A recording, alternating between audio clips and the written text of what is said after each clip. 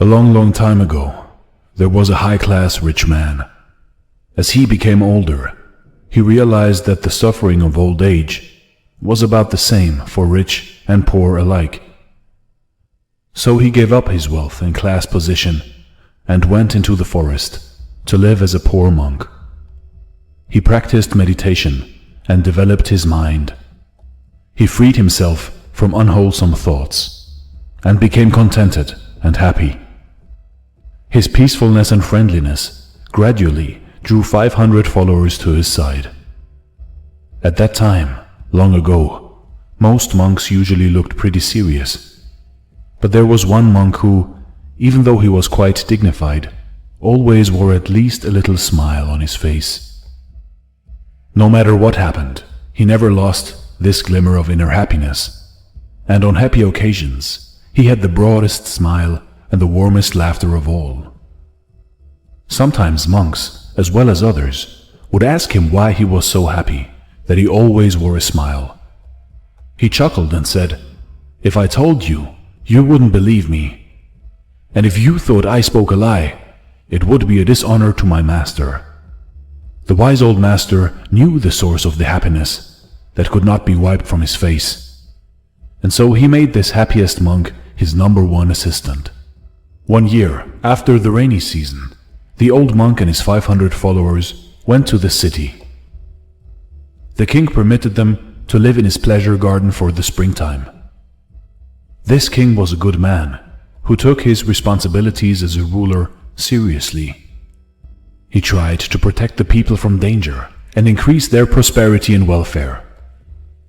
He always had to worry about neighboring kings, some of whom were unfriendly and threatening. He often had to make peace between his own rival ministers of state. Sometimes his wives fought for his attention and for the advancement of their sons. Occasionally, a dissatisfied subject even threatened the life of the king himself. And of course, he had to worry constantly about the finances of the kingdom. In fact, he had so much to worry about that he never had time to be happy. As summer approached, he learned that the monks were preparing to return to the forest.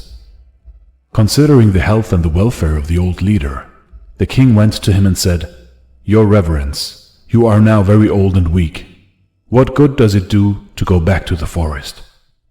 You can send your followers back, but you remain here." The chief monk thought about it and then called his #1 assistant to him and said, "You are now to be the leader of the other monks, while you all live in the forest. As I am too old and weak, I will remain here as offered by the king." So the 500 returned to the forest and the old one remained. The #1 assistant continued practicing meditation in the forest. He gained so much wisdom and peace that he became even happier than before. He missed his old master and wanted to share his happiness with him, and so he returned to the city for a visit.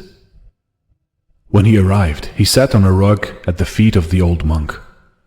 They didn't speak very much, but every so often the #1 assistant would say, "What happiness! Oh, what happiness!" Then the king came to visit. He paid his respects to the chief monk. However, the one from the forest just kept saying, "What happiness! Oh, what happiness!"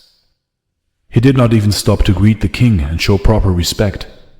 And this disturbed the king, and he thought, "With all my worries, as busy as I am looking after the kingdom, I take out time for a visit, and this monk does not respect me enough to even recognize me.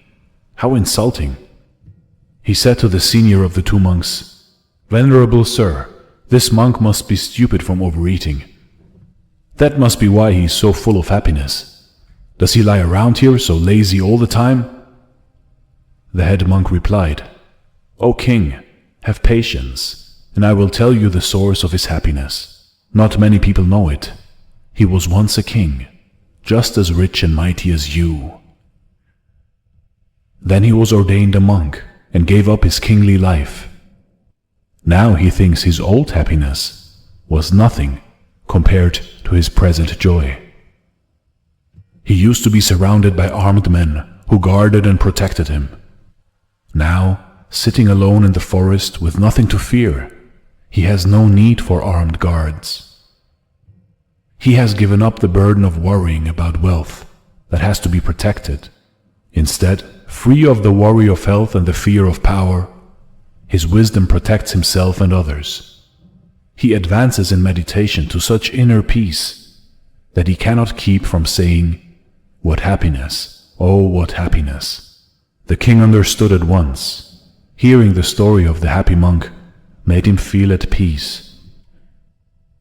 He stayed for a while and received advice from both of them. Then he honored them and returned to the palace. Later, the happy monk, who once had been a king, paid his respects to his master and returned to the lovely forest. The old chief monk lived out the remainder of his life, died, and was reborn in a high heaven world.